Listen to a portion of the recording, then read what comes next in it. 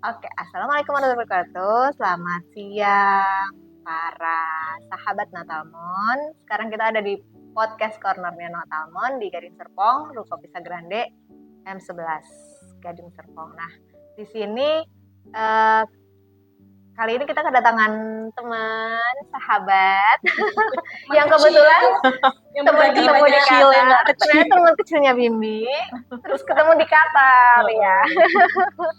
Nah, Feti, halo Feti. Halo semuanya. Sehat-sehat, Fet? Alhamdulillah. Alhamdulillah. Feti itu aku kenal di Qatar, dikenalin Bimbi, ya. Dan ternyata teman kecilnya Bimbi, ya benar. Terus tiba-tiba pas lagi cerita-cerita punya cerita yang kayaknya berhubungan dengan apa yang kita lagi jalanin sekarang gitu ya, Bim ya. Yaitu tentang hidup sehat, healthy lifestyle, bagaimana cara mindful, baik itu mindful eating ataupun mindful living. Ya. Nah, sekarang Mbak Feti boleh perkenalkan diri dulu. Kayak lagi Dengan di siapa dari interview mana? ya. Lagi interview ya. Ini abis ini masuk Natalmon gak nih? Visi misi ya. Halo, aku Feti. Aku dari Jakarta. Kebetulan 6 bulan ini baru pindah ke Qatar dan surprisingly ketemu Mbak Silmi yang ternyata juga adalah temennya Bimbi, temen dari kecil lah ya bisa dibilang, kerabat dari kecil gitu. Terus apa lagi ya? Apa yang mau diketahui?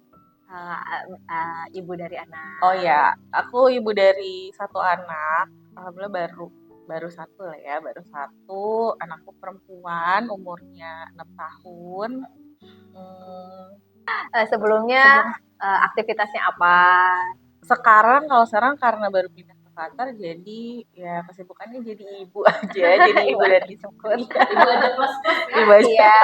Paham maksudnya ibu aja. Ibu aja. Ya sebenarnya nggak aja sih. Cuma nggak ada kegiatan, maksudnya nggak ada. Tadinya tadinya jadi ibu bekerja full sampai lahir, sampai anak lahir, terus sempat resign gitu kan ternyata, tapi karena ya kebutuhan dan ternyata juga eksistensi diri gitu ya, kerja lagi tapi sempat freelance lah gitu di beberapa tempat gitu, terus sampai akhirnya pindah ke Qatar ikut suami, jadi ya sekarang full konsentrasi di anak dan suami. Anaknya Kinza, kalau boleh tuh Kinza umur berapa sekarang? 6 tahun. Iya. Baru mau masuk SD. Kan? Oh iya. Oke. Nah, waktu itu ngobrol-ngobrol sama Feti.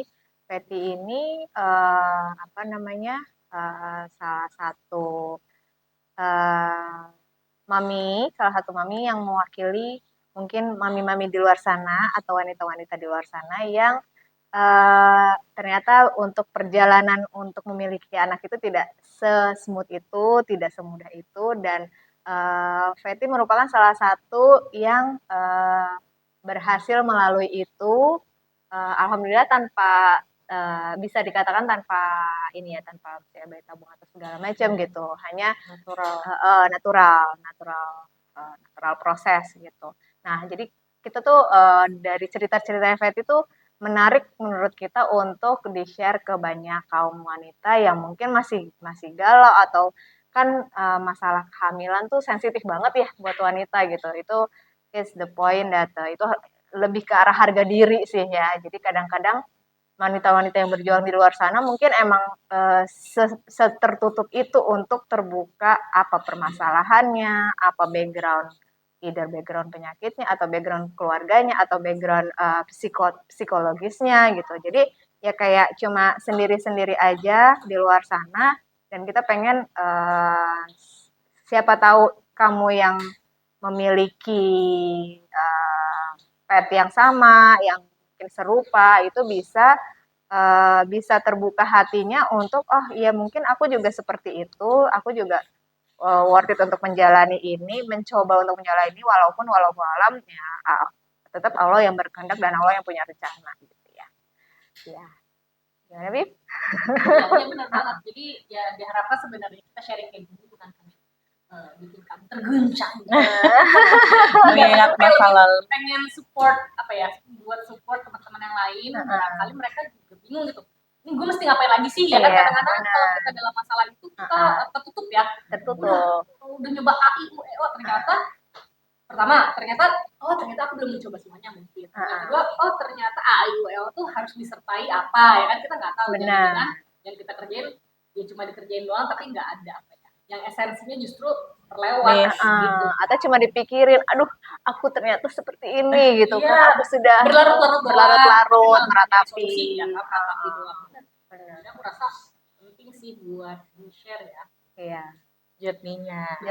benar. Oke, kalau dari PCOS sendiri, mungkin ini dulu kali ya, tarik ke belakang dulu. Aku tuh ternyata, kalau dipikir-pikir lagi, dari awal menstruasi, itu udah early dibandingin teman-teman seumuran gitu. Di kelas 5 atau 6 ya, aku tuh udah SD. dapet. Oke. Kelas 6, itu satu. Kedua, ya dapetnya tuh sakit tipenya, yang sakit yang banget, wah. Iya, sakit banget banget. itu sampai gimana? Sampai nggak bisa ngapa-ngapain. Ya ada momennya, Di ada tempat tidur momennya. aja gitu ya. Tempat tidur aja. Dan seinget aku tuh ya, aku apalagi waktu itu masih kecil lah ya, masih masih maksudnya hygiene kita juga aja masih diajarin orang tua. Maksudnya kan itu tiba-tiba hormonnya, maksudnya udah hormon kita bergejolak, berubah gitu. Terus jadi tanggung jawabnya juga nambah. Aku tuh inget cuman kayak tiap malam tuh pasti harus di samping orang tua gitu, harus samping mama. Karena sesakit itu gitu, sakit banget kan rasanya ini apa gitu. Terus badan semua sakit, apa semua berubah gitu. Itu sih yang aku inget awalnya. Cuman karena itu udah berjalan terus sampai nikah bahkan, oh enggak, sorry, aku pernah juga cek di bawah sama mama waktu SMA biar tahu nih kenapa dibawa ke Opjin gitu kan. Cuma kan memang kalau belum nikah nggak bisa dicek apa sih bilangnya transvaginal ya. Nah ternyata salah satu upaya untuk tahu apakah ada sesuatu di bagian apa ini kita apa reproduksi kita tuh kan harusnya langsung gitu. Cuma waktu itu dokternya bilang coba banyakin olahraga yang kayak gitu-gitu aja. Tapi tuh balik lagi nggak ngasih tahu apa sih gitu, kenapa sih gitu. Itu mah hormon, itu mah ini yang kayak gitu waktu itu. Terus ya sampai tiba saatnya ya menikah gitu. Dan waktu itu Berarti dari awal sampai kamu nikah ya gitu aja gitu. iya, jadi itu adalah jadi normal things gitu. Oh memang dapat Kita tuh sakit. mengawalnya itu normal, kesakitan itu adalah Dan walaupun bagian ketemu dari banyak hidup. orang, gue enggak kok gitu. Ada yang emang sakit juga, gue juga sama. Tapi enggak yang Kalau kamu nggak pernah menemukan jawaban dari dokter juga jadi udah dan rasa nggak ada apa-apa. Oh ini normal buat gue gitu kan. Karena tuh waktu itu cerita ini ada keluarga lah, misalnya tante deket itu adiknya mama juga seperti itu gitu. Jadi dulu Sakit. tante juga kayak gini gitu. Tapi nggak tahu ya itu sampai ke vonis PCOS atau enggak. Cuman akhirnya dia punya penyakit-penyakit lain, maksudnya ada kanker, ada apa yang terus akhirnya meninggal juga sih, gitu. Nggak kayak semua juga akan meninggal ya. Cuman aku nggak tahu itu awal muasalnya tuh dari penyakit itu atau enggak. Sama, karena ternyata kan, nah itu terus ternyata yang paling waktu itu orang tua takutin atau spesifiknya mamahku takutin karena mamahku ada turunan kanker, dimulai dari adiknya dan ternyata dia kena, ternyata adiknya dia yang lain lagi kena, jadi cewek-cewek ini bertiga dari dia berenam bersaudara, tiga cewek tiga cowok, yang tiganya tuh semua kena nih kanker ini, dimana dia sudah ada juga di apa namanya yang generasi sebelumnya, generasi tantenya juga ada yang kanker gitu. Jadi waktu itu kekhawatirannya dokter udah, misalnya kan kalau zaman dulu kanker itu kan masih jarang banget ya ditemukan oleh itu, tapi emang udah terdeteksi oleh medis juga ya waktu itu ya. tante aku itu yang adiknya pertama kali tuh kanker payudara di 97. 97 dan Iya, nah itu tuh mamaku belum, waktu aku sakit pun, maksudnya aku diminta ke dokter pun aku belum belum mamaku belum tahu dia sakit gitu. Cuma karena ada concern, tante ada bawaan ini, terus waktu itu eyang ada bawaan ini, jadi dicek aja deh gitu kan.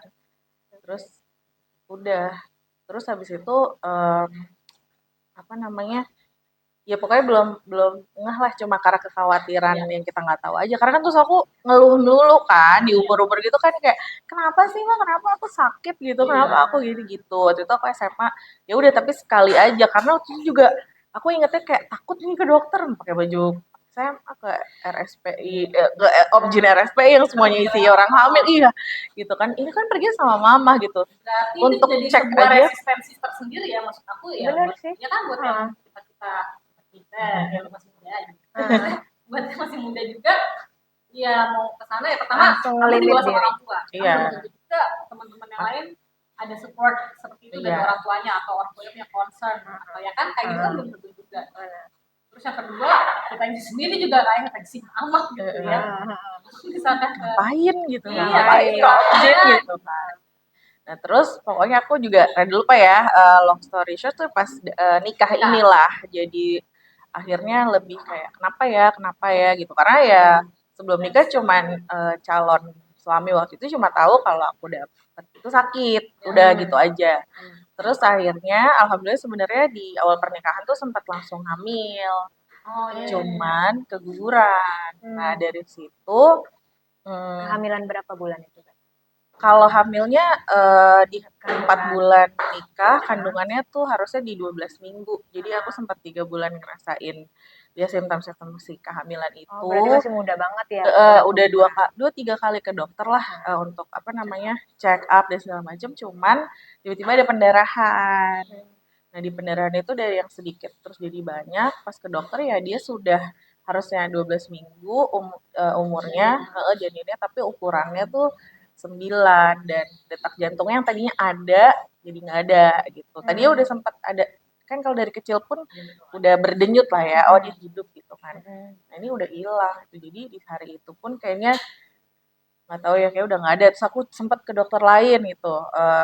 Tunggu berapa hari lagi siapa tahu pendarahannya hilang, tapi malah mengecil lama-lama gitu. Jadi makin kecil lagi. Jadi mungkin udah along the way tuh udah keluar gitu kan. Terus akhirnya cuman yang di dokter terakhir karena sebenarnya aku udah megang obat untuk ngeluarin janin itu di yang dokter pertama karena dokter aku udah nggak ada ini mah gitu. Itu di dokter kedua cuman kamu udah ada kan obat ini gitu ya, nggak bisa nyebutin ya karena ini yang biasanya dipakai untuk orang-orang yang kurang bertanggung jawab untuk gitu kan. Jadi udah deh nih karena kan yang obat ini nggak bisa sembarangan dikasih, nggak mungkin gitu loh si dokter kasih ini. Jadi kalau udah mumpung ada dokternya, mumpung ada obatnya langsung aku taruh aja. Jadi langsung ditaruh di lewat transvaginal aku gitu si obat itu dan bener the moment itu obat masuk udah dibilang nanti bakal gini itu kontraksi. Tapi ternyata itu namanya kontraksi. Jadi selama ini aku sakit perut, oh itu namanya kontraksi gitu. Jadi selama ini tuh apa namanya ini gue merasakan kontraksi toh yang sakit sakit dapet tuh namanya kontraksi toh gitu. Karena pas di situ bener-bener lebih hebat lagi kan lo dipaksa buat keluar gitu. Ya udah keluar segelundungan lah ada segumpalnya itu. Nah dari situ terus akhirnya mencoba lah ya namanya kan oh yaudah namanya juga masih baru namanya juga ini namanya juga itu. Tapi di situ sih di titik itu belum ngerasa kayak kekhawatiran aduh gue punya anak kayak belum masih tapi ya gitu lama-lama tahun 2 tahun 3 tahun gitu kan kok nggak ada tanda lagi gitu kan. Padahal effort ke arah sana Ya tetap pastilah namanya juga gitu ya. pengantin baru kan gitu dari yang pengantin baru sampai yang nggak pengantin baru banget gitu kan sampai pengantin udah lama gitu kayak kok nggak ada nih gitu nggak ada even nggak ada simptom nggak ada apa ya waktu itu bener-bener stressful sih apalagi kan pasti yang ditanya udah isi belum gitu kan publik ya. iya gitu kan akhirnya aku Dan gak jauh-jauhan juga mas suami kadang-kadang kan nggak ada ya mungkin faktor-faktor lain ada lah ya cuman maksudnya untuk dari usaha dari apa tuh sampai kita datang ke dokter juga sih aku lupa di tahun keberapa cukup datang juga untuk kayak program sempet ditolak bukan ditolak ya kamu umur masih berapa sih gitu jadi waktu itu nikah memang kebetulan muda di umur 23 jadi waktu datang setahun kemudian oh ya sempat setahun kemudian datang ke dokter untuk nanya untuk program lah waktu itu. Malah kayak ya masih muda, Dan juga gak usah ada khawatir. Udah ada hamil kan riwayat kemarin? pernah hamil juga Iya, kan. udah hamil kan? Nggak ada, kamu nggak ada masalah. Padahal maksud aku pengennya dapet gue bisa ngapain nih atau gue bisa cari tahu apa nih yang salah sama diri gue gitu. Cuman waktu itu kebetulan dokter yang ini tuh entah terlalu chill, saking chillnya jadi dia meremehkan. Aku sih waktu itu merasanya diremehkan ya, kayak gue udah concern, gue ada ini, kalau nggak mau fasilitasi, padahal kan katanya hubungi dokter, datangi dokter ya udah gitu. Tapi akhirnya aku nggak nyerah, maksudnya nggak ke dia doang. Akhirnya aku datang ke dokter lain. Akhirnya jadi mau nggak mau jadi kayak program hamil nih gitu. Walaupun ya maksudnya ternyata pas aku ke dokter yang ini udah pernah ini belum belum. Oh yaudah cek ini aja gitu.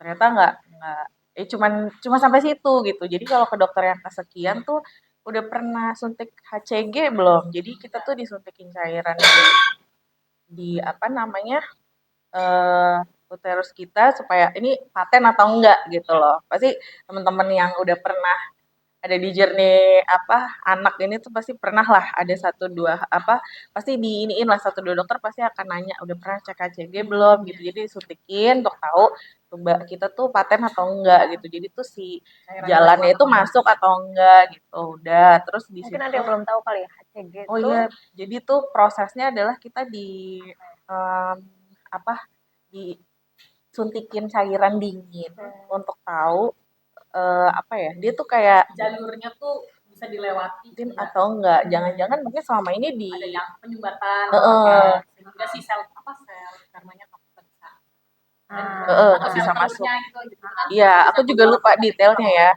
Itu Cuman objin yang itu ke objin, itu harus ke objin. Terus udah gitu aku coba lagi ke dokter yang lain, emang lebih detail ternyata nanyanya. Kalau misalnya ini hubungannya begini enggak, posisinya gitu. Ada yang concernnya itu, ada yang concernnya bener-bener cuman kalau emang HCG-nya nggak apa-apa, terus 3 bulan nggak ini dikasih obat gitu kan buat penyubur, udah langsung ISM aja ada yang kayak gitu tanpa mencari tahu dulu nih. Iya, aku langsung waktu itu kan emang lagi happening inseminasi waktu di 2014-15 tuh lagi happening inseminasi, IVF tuh emang lagi ini. Cuman emang katanya kalau untuk langsung ke IVF selain satu mahal ya, maksudnya dari sisi biaya nggak semua orang ada gitu, maksudnya nggak semua orang siap sama itunya. Kedua sebenarnya dia harus itu dulu diproses insem dulu, karena siapa tahu dengan yang lebih ekonomis dan lebih low risk gitu-gitu kan karena kan ternyata journey IVF tuh sulit ya sebenarnya berat lah untuk banyak orang gitu kan ya dari biayanya dari journey-nya karena kan tuh kita mengganggu hormon kita apa gitu belum keluarga harus suportif ada jadwal suntik ada jadwal retraksi yang kayak gitu gitulah cuman waktu itu akhirnya yaudah kalau nggak bisa ini insem gitu nah aku ngerasa kayak karena ada constraint tertentu untuk dua prosedur ini dari aku pribadi juga apa namanya aku langsung kayak kok nih orang nggak ngasih dokter-dokter ini kok nggak nyari akaran masalahnya sih kayak gitu kenapa misalnya udah tapi memang ada satu dokter yang ngomong kayak pokoknya kalau kamu sexually active 1 tahun terus di umur yang masih prime dengan semua kondisi yang harusnya adalah ideal terus nggak jadi maksudnya nggak jadi ya there's something wrong with you gitu dia memang udah ngomong gitu jadi pengetahuan ini nggak tapi berarti dia ngasih batas si 1 tahun rentang itu lah ya iya jadi itu dokter yang kedua setelah aku datengin bilang masih 1 tahun baru 1 tahun ini coba lagi aja masih muda ini gitu kan waktu itu masih 24 25 lah gitu kan coba lagi aja gitu setahun lagi lah gitu cuma kan ya udah waktu berjalan aku datang ke dokter ini yang akhirnya bilang coba cek HCG dulu terus kalau emang karena begini gitu kalau emang udah sexually aktif nggak isi terus suami juga nggak masalah oh suami juga waktu itu cek sperma nah itu juga salah satu challenge sih karena kan selama ini kayaknya kalau ngomongin masalah kehamilan tuh kesannya yang salah tuh cuma di sisi cewek aja gitu kan. Padahal mungkin nih cowok ada masalahnya juga gitu. Apapun itulah dari sisi bentuk ternyata bentuk kita ceweknya, bentuk cowoknya gitu. Kalau kita di dalamnya, nah itu tuh aku dapat dari si dokter ini. Tapi aku lupa ya, tapi dokternya siapa, yang mana gitu kan. Tapi di dokter di RSPI lah, dan dokter ini cowok sih. Maksudnya kalau concern sama objin cewek ya. Nah, waktu itu tuh aku disuruh cek sperma sama HCG sama dokter ini gitu. Cuman memang dia langsung itu yang aku bilang, oke kalau misalnya udah ketahuan masalahnya ini, terus udah dikasih obat hormonal lo nggak dapet, langsung insem ya gitu. Nah aku ya tadi ada constraint lah di inseminasi dan bayi tabung gitu pribadi gitu ada Masalah masalah. dia nggak punya solusi lain lah selain Iya, plus aku ngerasa kayak ya tapi intinya kenapa gitu loh. Kalau emang katanya oh harusnya, dan aku waktu Emang satu searjen paten itu gitu ya. satu nggak paten memang di aku. Terus udah gitu dia sempat Paten ngasih, nggak paten maksudnya gimana? jadi Nah, satu lewat satu enggak. Oh, Jadi oke. satu tersumbat, satu aman. Nah, harusnya dia bilang kalau satu pun emang kita cuman dari satu tuba bisa kok gitu sebenarnya. Nah, terus udah gitu sebenarnya dia banyak bikin aku buka mata ya sama masalah ini. Oh, ternyata ini ada masalah kan, bener kan gitu selama ini yang overthinking gue tuh divalidasi sebenarnya sama dia. Cuma tadi solusi dia menurut aku kurang aja gitu. Sampai akhirnya aku coba ke dokter lain, malah ada yang langsung ya udah langsung insem aja karena dia udah melihat aku sudah cek HCG, aku sudah cek sperma. Dia Terus waktu juga itu ngecek apa? Apakah sel telur kita kecil, belum. normal, Nah, ukurannya itu normal? belum. Dia nah di dokter yang ke aku lupa ya kesekian ini, tapi setelah ada bukti HCG sama cek sperma, dia waktu itu nyuruhnya cek analogi apa sih? Jadi ada satu dokter yang harusnya ngecek bentuk ininya laki-laki apa suami. Cuma waktu itu kan ya suami jelas nggak mau lah ya gitu. Terus udah gitu yang kedua dia langsung ngasih aku, oh kalau kayak gini berarti kamu ini insulin resistance. Dia ngomongnya gitu. Aku lupa ya waktu itu dia bahasanya apa.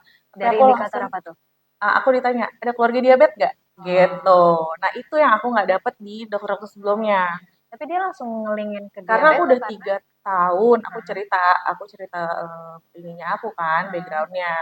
Orang tua ada kanker, ada ini gitu. Oh ada diabetes gak? Ada dong. Kenapa? Oh ya udah langsung dikasih metformin waktu itu. Jadi sempat skip cycle juga akhirnya gara-gara obat hormon dari si dokter ini. Jadi aku tuh selama ini memang ternyata cycle tuh panjang, jadi 45 hari dan sekali dapet tuh kayak bisa 8 9 hari gitu. Lama banget gitu, nggak selesai-selesai gitu. Terus gara-gara sempat dikasih obat hormon ini, aku juga lupa ya apa ya waktu itu bentuknya. Cuma tuh obatnya tuh gede gitu loh kapsulnya. Nah, itu tuh bener-bener jadi berisi banget, jadi gendut banget, terus malah skip cycle. Nah, ternyata pas datang ke dokter yang selanjutnya, coba deh nih lo atur gula darah lo dulu gitu. Dengan jadi kamu berhenti metformin si obat hormon itu. abis sih, udah abis karena tuh kayak udah setahun juga udah lewat gitu kan. Terus kayak nggak ada apa-apa nih, jadi deh dokter lain aja deh gitu kan. Karena waktu itu baca-baca ke dokter ini gitu ya. Waktu itu kan lagi happeningnya blog kan ya, blog orang gitu. Jadi aku baca rekomendasi-rekomendasi dari blog-blog orang tuh. Oke, aku datengin nih terakhir ke dokter itu sama sih di RSPI juga. Langsung dikasihnya metformin. Nah, itu dia bilang kamu nggak bakal bisa hamil kalau cycle kamu aja tuh jelek gitu. Ya sebenarnya ngasih dari setiap dokter tuh pasti ngasih pengetahuan-pengetahuan baru gitu sih emang. sebenarnya dari keguguran itu cycle menstruasinya emang udah nggak normal gitu, emang emang udah nggak teratur atau masih teratur tuh? Nggak teratur Oh, udah jadinya. nggak teratur. Bukan nggak teratur sih karena cycleku panjang ternyata. Jadi si 45 hari ya kan kalau di kita Kitanya nggak jatuhnya jadi aware ya nggak jadinya. aku nggak aware. Nah itu sih itu ternyata penting gitu loh. Aku pikir tuh hal yang normal buat aku waktu itu untuk memiliki tanggal dapet yang nggak sama tiap bulan. Sedangkan ada temen yang kayak pasti tanggal 7 tuh dia dapet gitu kan ada kan. Atau misalnya tiap akhir bulan, tiap awal. Nah aku tuh bisa ntar akhir, ntar awal, ntar apa. Nah ternyata dari cycle itu pun diajarin dokternya sih. Satu cycle-nya ibu dapat lagi kapan dan itu kan nggak bisa sebulan 2 bulan ya. Kita harus lihat tren gitu, which is ya minimal 3 sampai 4 bulan gitu. Nah, turunnya gimana? Nah, itu akhirnya dan waktu itu mulai ada banyak aplikasi cycle juga tuh di 2013-14an iPhone mulai ada aplikasi-aplikasi kan. iPhone tuh mulai menjamur lah iPhone 4, iPhone 5 tuh aku inget deh. Ada tuh aplikasi cycle yang ngebantu lah termasuk cycle buat Buat tracking ya. buat dapet, buat berhubungan, buat apa itu aku usaha juga pakai istilahnya apa sih, yang ini natural gitu kan, Kalender. kalender natural iya, ada juga kan ada yang ngajarin cara itu. Nah, Ya cuman along the way ya tetap udah beli test pack sebanyak apa, dari yang paling murah sampai paling mahal, udah beli test pack untuk, kesuburan gitu ya kan, terus ya itu udah, garis satu udah jadi makanan inilah, mau coba yang dari mahal sampai murah ya tetep aja garisnya satu gitu kan, udah coba ini itu. Nah akhirnya ada juga di aku lupa informasinya dari mana ya. Cuma kan intinya, oh katanya kita harus ganti habit makan nih gitu.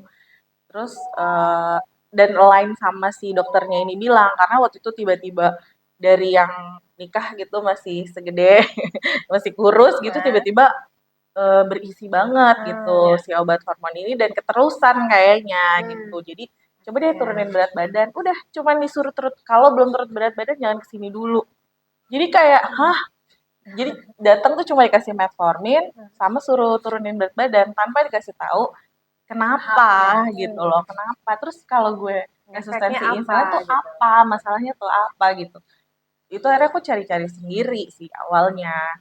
Cuman sempet akhirnya setelah cari-cari sendiri, sotoy-sotoy sendiri, ngatur ceritanya, ngatur makan sendiri dengan menurut aku, oh ini sehat, ini enggak gitu. Saya makan salad tuh ternyata sehat, tapi kan mayonesnya banyak, thousand island-nya banyak, itu kan sebenarnya salah kaprah juga Jadi, kan. jadi sebenarnya itu agak kontradiktif sih, kayak kebanyakan dari kita kan kayak jangan baca-baca Google terus tentang kesehatan, tanya dokter, dokter kasihnya Penjelasan yang secret sepotong gitu ya. Iya, nggak komprehensif gitu.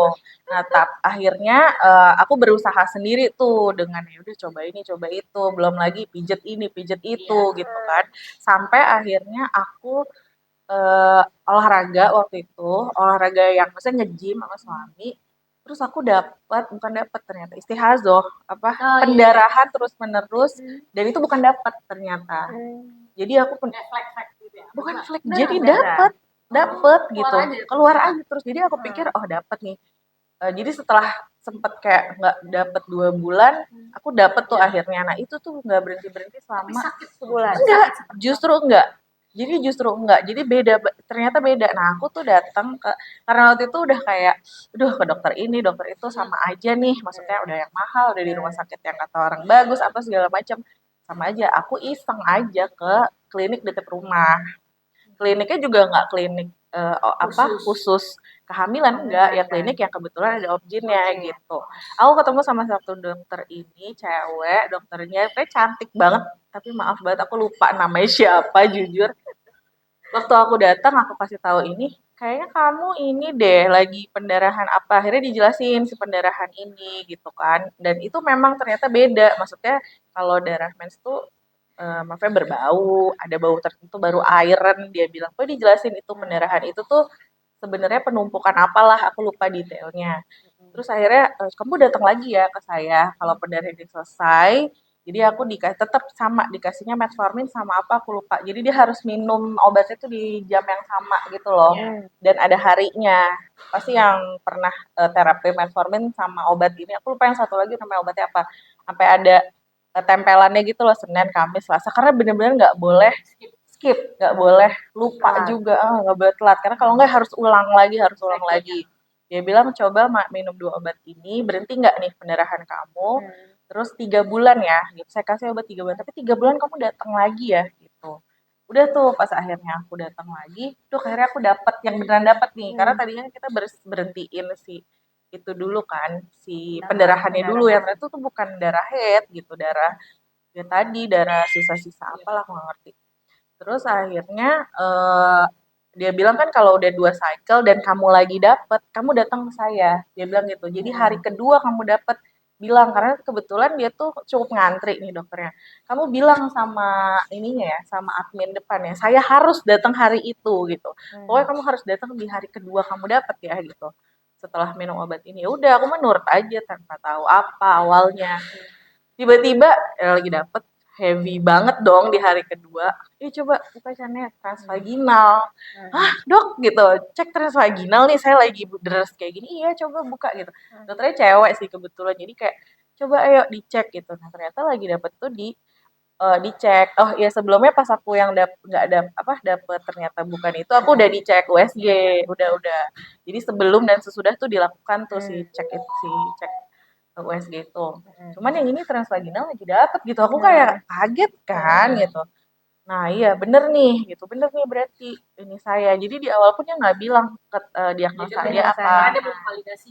Belum validasi. Nah bener nih gitu kan dia juga sebelumnya udah tanya jawab, maksudnya kayak, ya nih kamu ada kayak hormon testosteron kamu tinggi nih, ada hair loss gak? Ada banget dari kecil masalahnya hair loss. Terus kumisan, buluan yang kayak gitu-gitu. Oh iya, dia udah checklist mungkin beberapa symptoms lah gitu, termasuk gongnya adalah si cek transvaginal itu. Nah di transvaginal itu kelihatan kalau folikel-folikel telur itu padahal di hari kedua ya, hari kedua dapat itu tetap kecil-kecil gitu. Padahal dia sudah beri obat yang aku udah jalani 3 bulan ini, harusnya kan itu udah mulai kelihatan hasil kan. Nah ini enggak, tetap kecil folikel-folikel telurnya. Oh iya berarti kamu udah fix ini adalah dia ngasih diagnosanya PCOS. Di situ dia jelasin panjang lebar lah polycystic syndrome tuh apa gitu kan. Polycystic syndrome tuh apa, simptomnya gimana, dan itu kayak dapet gitu kan. Cuman memang karena keterbatasan waktu dan lain-lain kan dia ngantri ya. Coba kamu baca-baca aja deh gitu, cari coba kalau nggak yang bule aja gitu. Karena waktu itu PCOS tuh cuman kayak apa ya? Ya belum banyak lah gitu informasinya. Jadi cari aja lah kalau nggak yang ini bule gitu. Aku carilah akhirnya dan dia udah jelasin ya bahwa polycystic syndrome itu wajar kok, dia bilang gitu. Kenapa sih kamu bisa kayak gini? Aku juga nanya, kenapa? Itu apa dok? Gitu, penyakit apa bisa disembuhin nggak dan lain-lain gitu. Mungkin kamu sudah ada pembawaan ini nih dari keluarga atau istilahnya udah ada genetik lah. Ada nggak keluarga kamu yang tidak ada anak? Gitu? Ada. Terus aku bilang nenek aku dari pihak bapak itu juga lama punya anaknya gitu. Terus once punya anak tuh anaknya juga nggak cacat sih sebenarnya, cuma kurang lah gitu dari tinggi badan, berat badan gitu-gitu. Itu tuh ditanya tuh sama dia di awal, ada interview itulah, dia nanya background keluarga, terus ada penyakit apa, termasuk yang diabetes itu. Cuman tuh aku juga sempet kayak, ya dikasih metformin lagi, kenapa sih gitu. Balik lagi dia nggak jelasin awalnya, cuma Kan once penting juga ya tahu silsilah keluarga gitu. Kan iya, sekarang kadang-kadang ya si tante ini punya penyakit ini itu tuh kayak kurang apa kurang hubungannya peka sama ya. gue gitu, apa hubungannya sama gue. Nah Jadi at ternyata the tuh end ada nggak keluarga diagnosanya kamu? setengah-setengah. Nah, akhirnya si dokter ini tuh bener-bener nanya, aku akhirnya berani nanya untuk, kenapa sih dok, apa hubungannya sama gula gitu, maksudnya kenapa gula terus Apa saya bisa, masalahnya? gitu. Nah, dia cukup ngejelasin si PCOS ini bahwa kayaknya kamu kena PCOS-nya yang insulin resistance nih gitu. Nah, ini mengganggu hormon kamu yang lain untuk memproduksi sel telur kalau di kamu gitu. Dengan simptom-simptomnya juga gitu. Cuman dia juga nanya beberapa hal termasuk yang waktu itu aku baru dengar misalnya hal aneh yang di kuping aku namanya hormon stres. Dia bilang gitu, hormon stres kamu tuh tinggi, hah gitu atau apa? Kortisol dia bilang gitu, kortisol kamu tuh tinggi olahraga. Nah kan karena aku Ini bilang tahun berapa nih? 2016 kali ya, 2016-17 itu hormon stres tuh apa? Kamu karena kan awal aku datang justru aku bilang aku lagi nge-gym, lagi yang olahraga berat gitu kan, lagi yang lari di treadmill. Kok gue malah malah dapet malah si pendarahan ini bukannya malah sehat, malah ini gitu kan. Terus kayak ternyata Badan lo stres. ternyata badan aku stres, over stress gitu. Si hormon kortisol aku tuh tinggi banget karena aku punya insulin resistance karena ini gitu loh. Jadi untuk orang-orang tertentu ternyata hormon stres nggak baik gitu. Benar, dan Malah dan untuk olahraga olahraga berat. tertentu itu nggak kuat, nggak Iya. siap untuk orang-orang dengan itu tadi penyakit-penyakit bawaan lain gitu loh, nggak cocok untuk orang kayak kamu. Nah ini kayaknya kemarin ke-trigger-nya gara-gara kamu lagi nge-gym, terus badan kamu stres, jadinya malah ngeluarin pendarahan itu. Yang nggak apa-apa, good for you deh. Jadinya kamu tahu nih, kamu PCOS. Nah sekarang terapinya adalah karena dia dokter ya balik lagi ke obat. Cuma PCOS dia itu otomatis hormon bagian dari hormon imbalance. Maksudnya hormon imbalance itu PCOS itu bagian dari hormon imbalance atau itu another thing Nah, aku atau kurang paham ya. Cuma memang dia bilang aku jenisnya itu gitu. Aku Oke. kurang Berarti tahu sama orang lain. asumsi ada jenis-jenis PCOS Lain kayaknya ya. Cuma di aku yaitu high Insulin. testosteron, high insulin resistant sama eh, kortisol itu sama si hormon stresnya itu yang harus di manage kalau di aku. Nah ternyata kan dia nanya, kamu gampang capek nggak? Abis tidur malah gini nggak gitu. Nah itu tuh iya iya lagi dong gitu. Susah tidur malam nggak gitu. Aku pikir cuman karena apalagi pas sudah tua gini apa pas sudah apa kerja punya anak aku pikir cuman eh, ini menunda-nunda aku aja gitu self reward malam tidur ternyata pas kita benar-benar mau bangun habit itu sesusah itu untuk orang dengan kortisol tinggi gitu. Iya, kalau stres dia nggak bisa tidur. Iya. Terus kalau tidur kan butuh relax. Gitu. Nah cuman akhirnya aku tahu lah dari dia terus diawali dari dia terus aku baca banyak apa sih yang harus aku makan, apa sih yang bagus buat aku gitu tuh emang dia nggak ngasih tahu detail ya cuma kamu nanti diet itu ya diet buat apa gula ya gitu cuma bilang gitu cuman akhirnya aku tahu dari YouTube lah ada YouTube-nya bule gitu dia kenapa sih dia tiba-tiba ya nggak pernah jerawatan nih jerawatannya tuh yang sis gitu yang gede-gede yang nggak ada matanya gitu kan dia masih muda sih waktu itu orang ini masih saya belum menikah belum apa terus skip dapet nah ternyata dia tahu bahwa dia punya insulin resistance gitu ini belum spesifik PCOS belakangan kan Dan insulin resisten itu nggak selalu identik sama PCOS diabetes. Maksudnya dia adalah diabetes. aku nggak tahu ya kalau itu cuma dia cuma bilang itu dia nggak bilang dia diabetes tapi Enggak menuju ya menuju. pasti kalau Sempat udah insulin diinin tes resistant HbA1c segala macam gitu nah gitu itu nggak? suka nggak ke detect tuh katanya kalau lo belum belum apa positif itu nggak kedetek katanya atau misalnya ada di level tertentu baru kedetek cuma sih katanya sekarang untuk ngecek insulin resistant ada sih tesnya itu kayaknya sama kayak tes gula jadi kalau udah nilainya segini belum gula banget istilahnya belum gula tapi udah indikasi gitu jadi pre-diabetes bilangnya kalau sekarang cuma pasti awalnya ya itu sih insulin resistant cuman kadang-kadang insulin resistant tuh nggak ada symptoms yang keluar gitu loh nggak ada ininya nah ternyata kalau di aku keluarnya itu tadi di level di hormon stresnya yang ternyata ganggu masalah tidur ganggu di Dan itu jadi kayak dapet siklus sih maksudnya. iya Ya, lo muter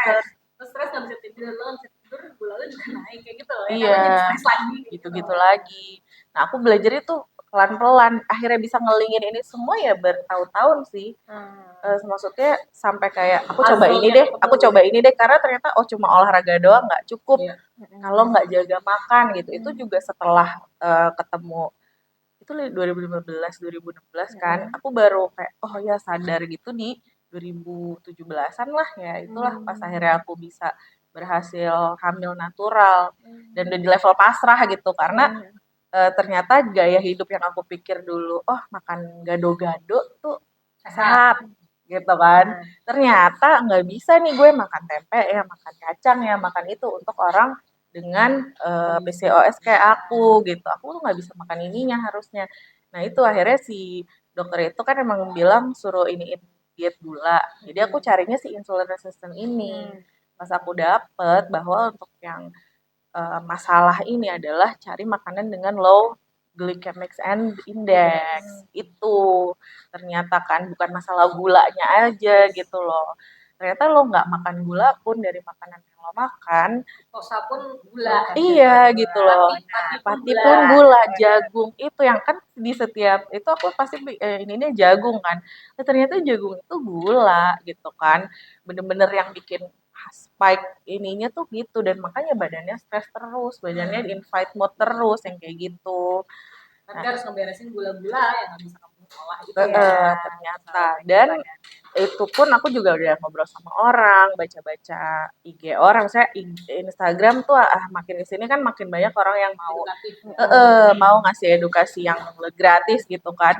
Dan sempat gabung juga sama Teman-teman grup yang yang PCOS PCOS juga juga. gitu kan. Nah, ya, dan itu kayak bentuknya juga beda-beda sih karena kadang-kadang ada orang kayak lo PCOS ya udah emang gue nggak bisa punya anak karena PCOS padahal nggak gitu loh. Padahal itu kan reversible Itu gitu symptoms maksudnya. aja gitu loh bahwa oh ada yang harus lo benerin Karena itu ternyata. sebenarnya simptoms bahwa kita imbalance kan. Iya.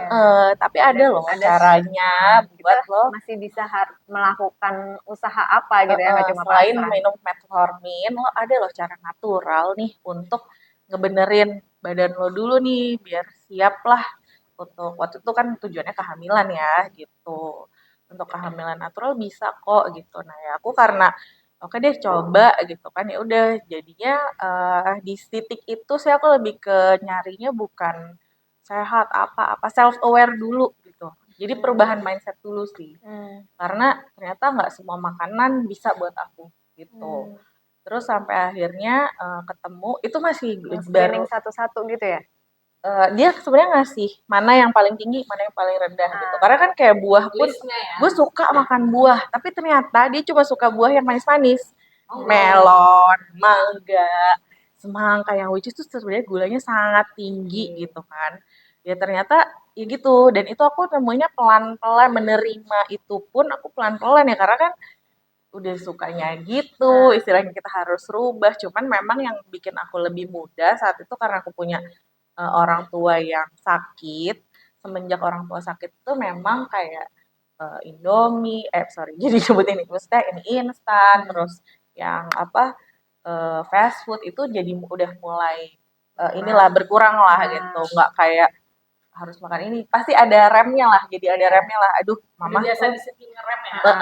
gitu tapi ya walaupun masih dihajar juga sih cuman Kadang kan soalnya orang tahu sih gue harus seperti itu gitu, cuma nggak bisa ngelakuin, tetap mengaplikasikannya susah gitu ya. Tahu susah sih harus gitu kan tapi ada satu momen yang kayak oke bisa kok waktu mama sakit aja kita nggak makan Indomie sebulan aman misalnya gitu nggak makan mie Nggak sebulan nggak ya apa-apa udah. sebenarnya gitu oke deh coba deh Ya apalagi langsung. ada tujuannya nih buat hamil ya kan jadi ya udah tuh dari makanan dulu paling nggak memilah-milah bahwa oh gue tuh nggak bisa makan ini karena ternyata simptomnya terasa itu muka bersih gitu terus hidup badan lebih enteng sakit-sakit yang kayak bangun tidur tuh bisa badan sakit-sakit tuh bisa hilang gitu Nah, itu setelah berapa bulan berjalan panjang karena terus mengaplikasikan? ternyata aku menemukan si starch itu kan akhirnya aku nah di kata-kata yang kan biasanya orang tuh kayak bikin kayak table high GI itu indeks gitu kan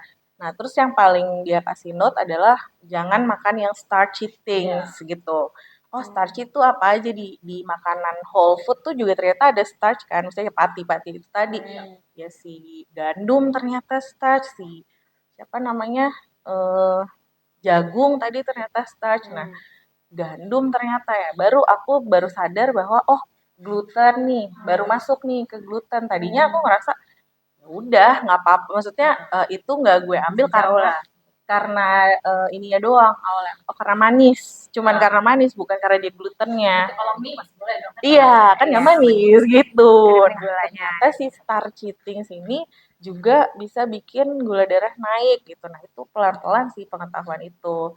Dan akhirnya aku jadi self aware dulu tadi. Oh, ternyata bener setiap gue minum es kopi susu, gue langsung bloated gitu kan. Itu seinstan itu atau perlu Enggak, berbulan-bulan? Kadang tuh orang misalnya dalam sebulan gue udah konsisten nih tapi nggak ada yang berubah, jadi dia udah bukan itu kali gitu kan. Padahal sebenarnya efeknya tuh baru 2 bulan setelah itu atau 3 bulan dirasain. setelah itu kita harus tetap Lama sih konsisten. Mbak, jujur maksudnya ya nggak langsung gitu, apalagi kan makanan, ya maksudnya kerja kan, makanan tuh kayak yang ada aja deh gitu, lagi ada, kadang-kadang apalagi kalau yang di kantor kayak nitip OB gitu, pada makannya apa ya udah itu aja deh gitu, sesusah itu untuk bener-bener ngerubah gitu tuh emang Lu mesti bawa bekal lah susah. ya istilahnya yang paling aman tuh udah Iya. makan tuh. Dan balik lagi ke tadi kan oh ternyata jadi bloated, jadi segala macam itu Bloated lebih dan aku ternyata diare. Aku pikir tuh biasa. Itu tuh aku pikir biasa ternyata itu adalah bentuk apa namanya, penolakan tubuh tubuh.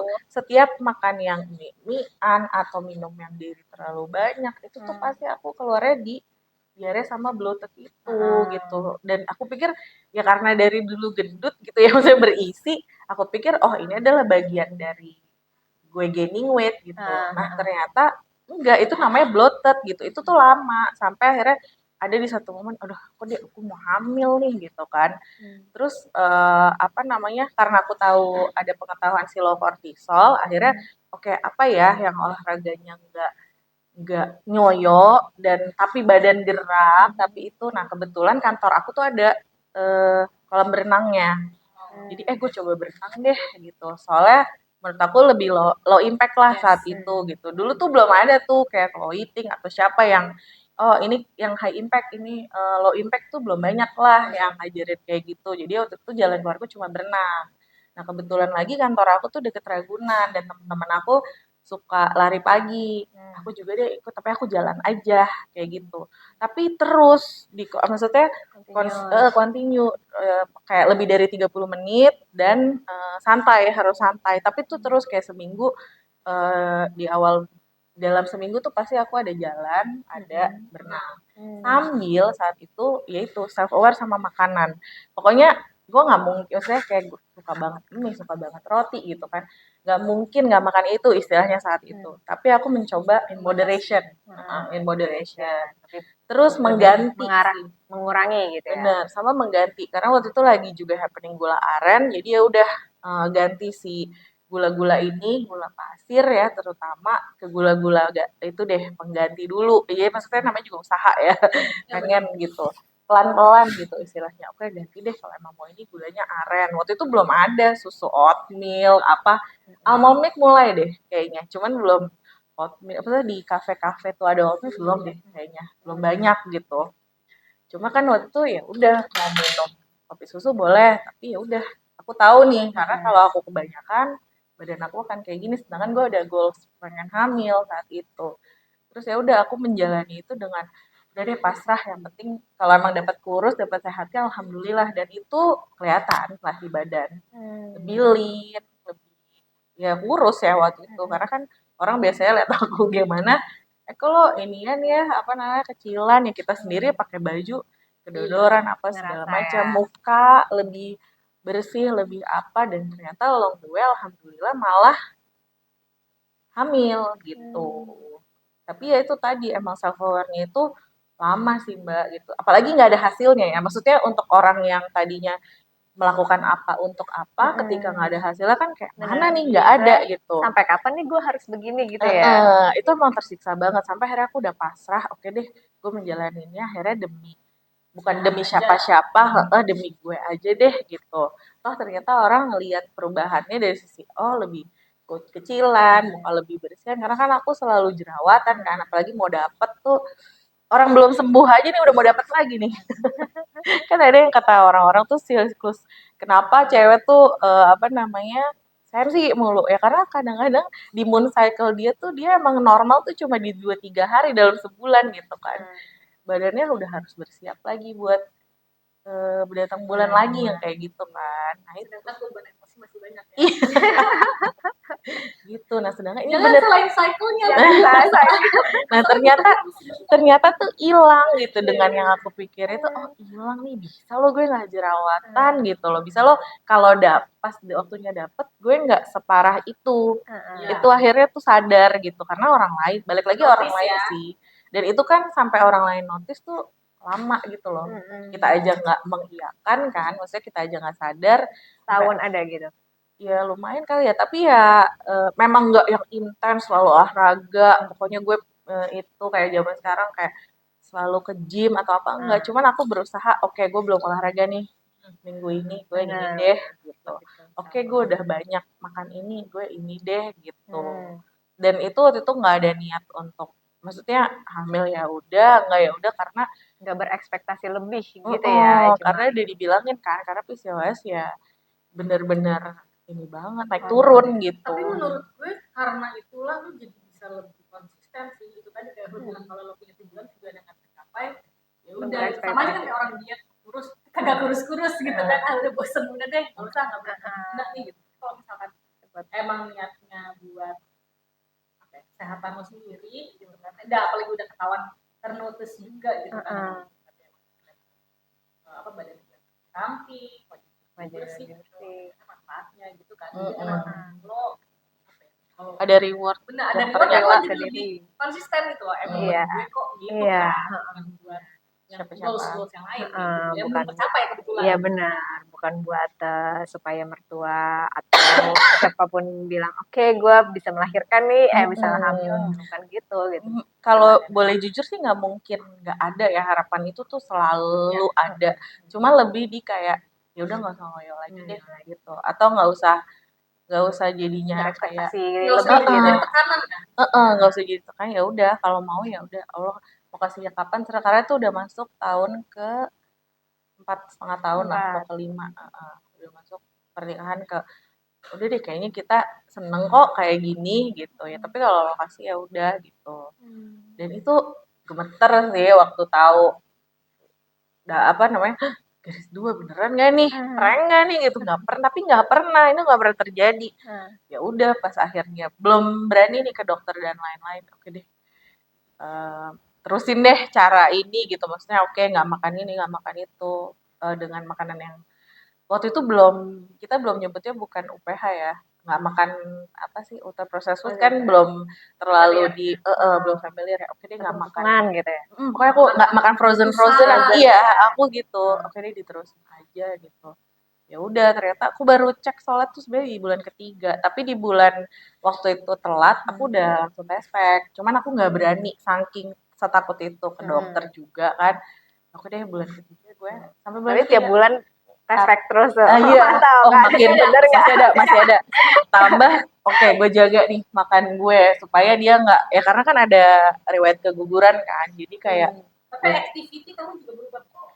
activity enggak sih, enggak yang ngoyo, karena kan ternyata pernah ngoyo olahraga malah jadi kayak gitu Jadi kan. kamu juga udah lebih kenal badan yang Iya.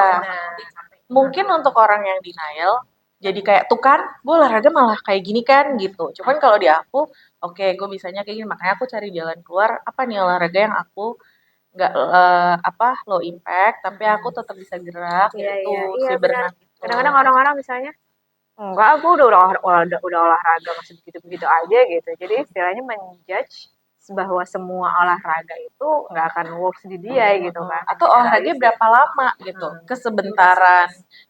Ternyata kan terlalu sebentar juga, nggak sampai ke burning point, ke burning fat point, terlalu lama malah jadi stres badannya gitu. Jadi memang harus seimbang. Memang harus seimbang gitu. Tapi memang utamanya ketika kita tahu PCOS, terus kita tahu apa namanya, apa-apa yang bisa jadi stresor di si penyakit ini jadi makin nge-flare gitu, kita ya itu sih ternyata kita harus self aware sama apa yang kita makan, apa yang kita lakukan, sama yang kita itu. Jadi penting banget nih ternyata mengatur asupan-asupan yang mau kita masukin ke badan kita gitu. Mau itu nanti mungkin impact-nya baru langsung ngerasa atau nanti gitu tuh ternyata kerasa gitu. Apalagi aku punya apa keluarga yang memang punya genetiknya penyakit-penyakit ini gitu. Nah kan tadi kan sebenarnya kenapa gue bisa insulin resistant ya gitu kan. Padahal misalnya makannya kayak gini, oh ya itu mungkin ada bakat, ada genetik, terus ditambah Trigger stres, gitu ya. trigger-trigger atau stressor yang bikin dia keluarnya jadi PCOS kayak gitu. Dan Jadi kalau emang bukan istilahnya tuh kayak sensitif ini, makanan ini itu bukan hanya semata-mata sensitif si organnya gitu. Cuma itu bagian dari trigger yang dimana hormon lo lebih sensitif, terus di-trigger dengan makanan itu, akhirnya ya pemicunya akhirnya bisa kesulut lebih cepet gitu ya, kesulut lebih ini.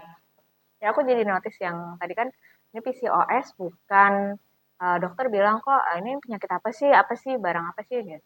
Ini nggak membahayakan atau gimana banget sih Bu gitu ya. Berarti sebenarnya eh, istilahnya bukan satu dari 1 juta wanita hanya memiliki itu gitu ya. Maksudnya bakat itu pasti mungkin ada di banyak wanita, cuma mungkin ada wanita yang menjaga akhirnya tidak tertrigger, lifestyle-nya udah rapih nih akhirnya tidak muncul gitu. Padahal sebenarnya PCOS itu adalah mungkin bagian dari life cycle-nya wanita gitu kali ya? Jadi Atau ya ada yang dominan ada yang dominan. si hormon-hormon ini gitu Mm-mm. kan. Karena kan sebenarnya itu kalau di aku kebanyakan hormon testosteron kan, hormon laki-laki gitu. Ya mungkin memang dari istilahnya bibit-bibitnya ayah dan ibu aku tuh emang ada nih si yang nggak balance ini gitu kan. Kalau kitanya menjalani hidup makin nggak bener ya dia makin nggak balance lagi gitu. Sama yang aku akhirnya ngobrol-ngobrol juga sama dokter sama apa teman-teman yang concern sama hidup sehat gitu. Ternyata si apa namanya si penyakit ini tuh ya gimana apa ujung-ujungnya adalah penyakit inflamatori gitu. Dari penyakit metabolik itu tuh ya sebenarnya badan kita inflamasi gitu loh. Makanya sebenarnya bukan obat yang bisa nyembuhin. Ya balik lagi ke makanan atau apapun yang kita asup, apapun yang kita rasain gitu. Hormonnya, terus perasaannya gitu kan, suasana Apapun yang kita hatinya. konsumsi dari five senses kan. Gitu. Ternyata si badan ini tuh lagi inflamasi, yang kayak Inflamasi, gitu. benar. Cuman kan sekarang orang-orang susah ya, kayaknya kayaknya nggak ada yang nggak stres kan sih? Apalagi khususnya di kota-kota besar seperti Awali Jakarta dengan gitu. adanya sosial media dan Stres, eksistensi. terus hiburannya makan. Nah, makannya nggak sehat. Iya. Nah, Nyarinya kan itu. yang manis-manis kan, karena kan biasanya orang sedih itu nyarinya tuh yang manis gitu, untuk agar hidup kita tidak terlalu pedih, tidak terlalu Pahit. Ya, Carinya. katanya gitu, katanya makanan itu apa namanya indera pengecap kita tuh juga berhubungan sama emosi. Misalnya kayak suka pedes, jangan-jangan sebenarnya ada kemarahan ada dendam kayak gitu. Jadi kayak makin lo stres, makin lo makan manis, makin tambah stres lagi badannya ngolah gitu kan. Iya, apalagi tuh jajanan itu sekarang dulu kan kayaknya untuk nggak tahu ya generasi lahirnya 90-an, 80-an tuh jajan di luar adalah sesuatu yang rekreasional gitu kan. Tapi sekarang semua orang bisa Gojek dengan mudahnya dan yang kita nggak tahu nih bahan-bahan utamanya tuh apa segala macam gitu. Terus banyak makan-makan yang harusnya nggak kita makan gitu loh. Maksudnya dulu iya kita kenal snack, tapi kan zaman dulu tuh snack itu ya buah, ya misalnya kue-kue tradisional yang terbuat dari tradisional. bahan tradisional juga gitu. Iya, kayak gitu.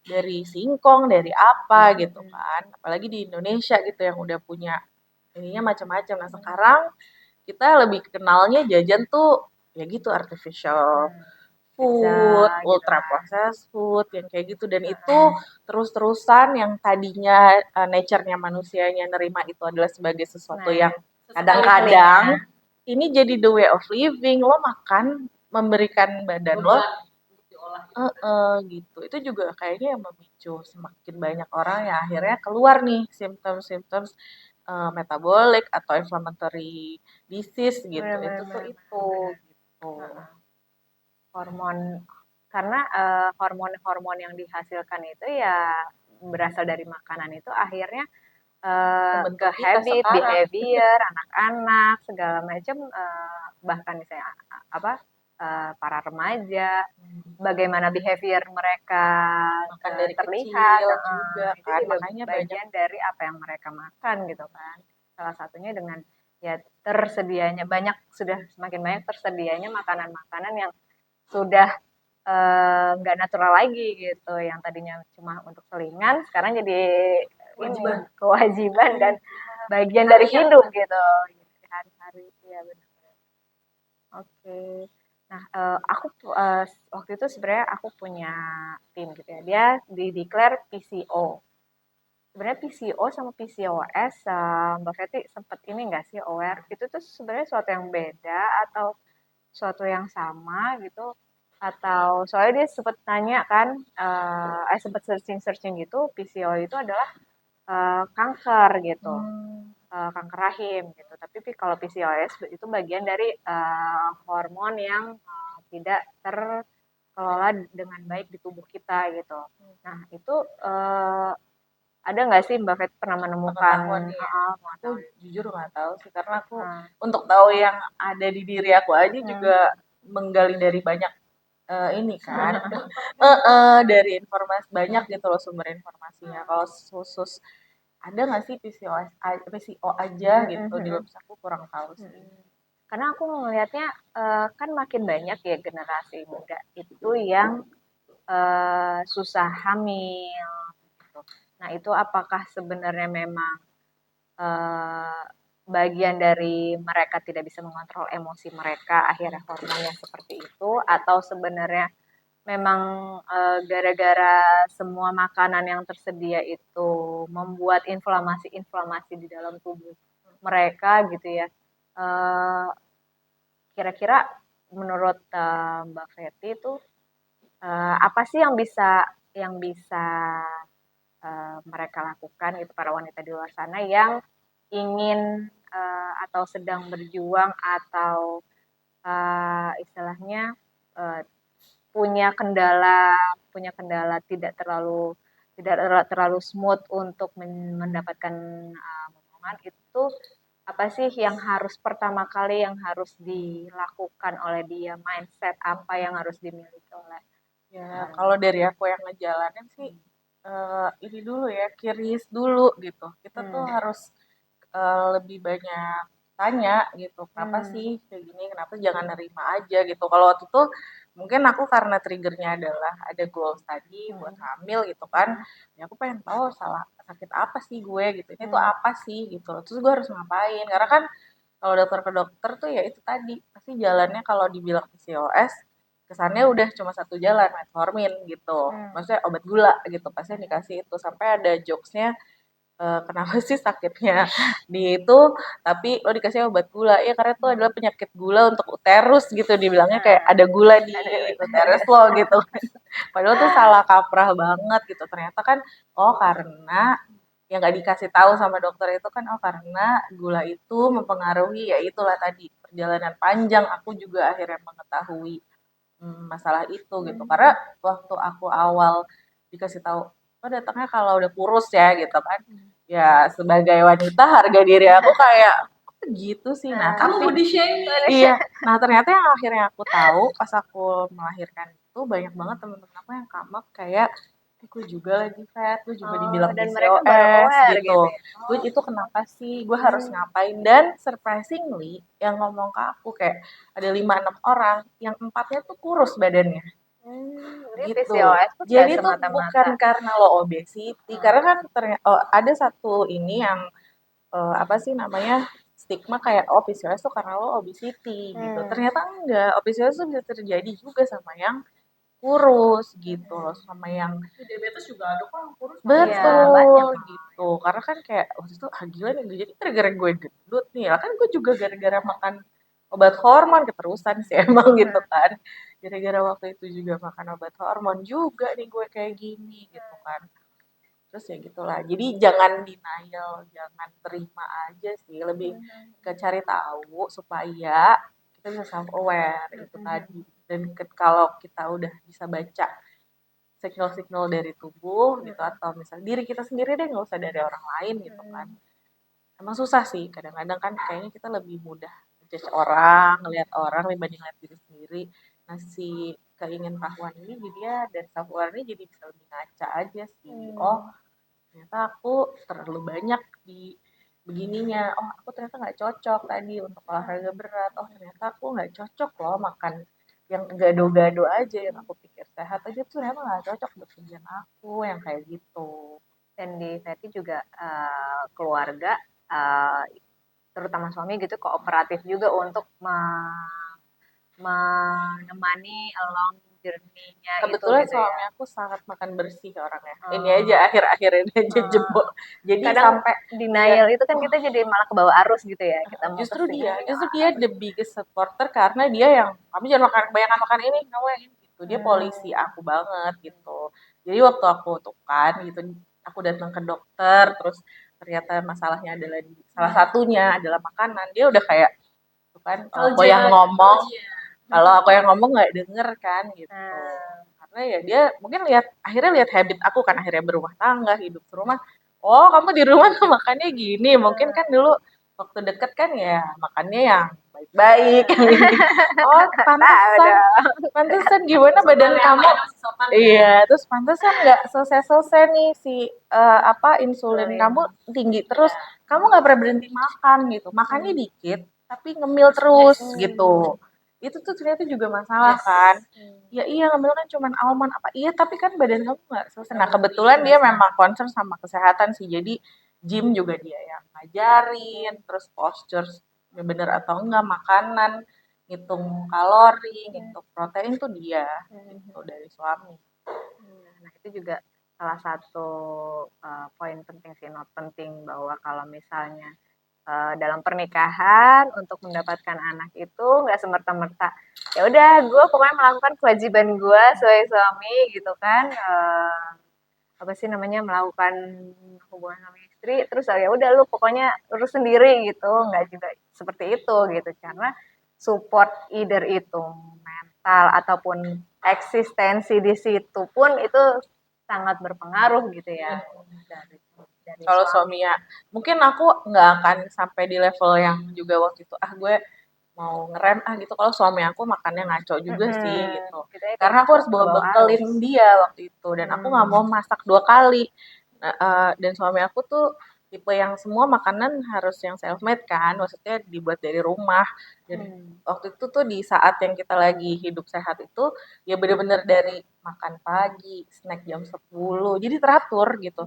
Makan siang, snack jam 4, makan malam di rumah yang kayak gitu tuh bawa semua dari rumah, self made gitu. Dan aku jadi rajin makan salad dan salad itu tidak harus pakai dressing mayones itu ya gara-gara suami aku ini gitu. Oke. Menarik sih ya, karena istilahnya aku ngebayangin banget sih kalau misalnya pengantin muda itu, apalagi wanita tuh bener-bener 6 bulan pertama atau aku kan isi setelah 2 bulan ya. Itu kayak 2 bulan tuh 2 bulan yang mencekam gitu. Maksudnya harga diri dipertaruhkan ini gua fertilitas subur apa enggak tuh di tahun itu gitu kan yang istilahnya terus yang apalagi kalau misalnya aku tuh cucu pertama jadi ditunggu-tunggu gitu bagi dua belah pihak gimana tiap bulannya dapat ini itu kayak eh apa namanya nggak menikmati gitu kakak belum nikah waktu itu jadi apalagi kalau misalnya yang udah bertahun-tahun itu gitu ya Anak pertama dan pula dua-duanya. dan di situ di 2 bulan itu kayak apa gue jangan sampai gue mandul ya misalnya sebulan pas lagi bulan pertama aja aduh kenapa ya jangan sampai koma dulu ya jangan nanti jangan-jangan gini ya gitu ya itu tuh banyak banget overthinking yang gitu di pasti semua wanita mengalami itu gitu apalagi yang memang harus mengalami journey yang cukup panjang gitu ya itu benar-benar harus butuh support system nggak cuma kayak outsider dia tuh yang nggak hamil gitu nggak cuma gitu cuma bantu apa yang bisa dilakukan gitu ya kalau misalnya memang kita bagian dari keluarga yang wanita itu belum memiliki anak itu emang butuh disupport banget gitu ya Bin ya. Yes. Tapi kalau dari tadi aku dengar kita kan tadi Mbak Silvi sempat nanya ya, sebenarnya ada pengaruh nggak sih dari emosi? Kalau menurut aku sendiri kayak tadi ya, mindset itu kan ada. Kalau kita belum beres dan belum siap untuk menerima kayak tadi, kamu waktu awal SMA karena belum punya kebutuhan, kamu ngerasa ngapain sih takut malu banget gitu ya ke dokter gitu. Kan mindset itu berubah saat kita punya bigger purpose. Ya kan? The greater goods-nya ada lagi gitu. Exactly. Tapi kan itu kan butuh trigger ya. Triggernya kan trigger karena mau punya anak gitu ya. Dan butuh kesiapan diri kita juga kan ada beberapa juga ya orang yang tahu nih there's something wrong with me. Wrong, tapi gue takut menerima yang tapi males ke dokter takut nggak tahu nanti ada apa-apa padahal kan kalau udah nggak ke dokter juga sudah ada apa-apa gitu. Iya cuma pasti ada apa-apa nggak mau divalidasi tinggal parah apa tidak terlalu parah gitu. Tidak mau menerima kenyataan dan tidak mau menerima konsekuensi mengetahui bahwa memang harus ada yang kita ubah gitu karena kita sendiri kan harus ada intervensi nih dan kita juga nggak semua orang punya daya upaya untuk merubah itu gitu karena berubah itu kan suatu hal yang effort gitu yang gitu yang nggak semua orang gampang apalagi tiba-tiba yang tadi makannya jorok banget tiba-tiba bisa makan apa-apa. Ya kan kita jadi mikirnya kalau selama ini kita ultra processed food gitu, terus gue makan apa? Gitu, Iya. akar, gitu kan? Apa maksud lo? Gitu. Gue ngemut pohon apa gimana? Gitu.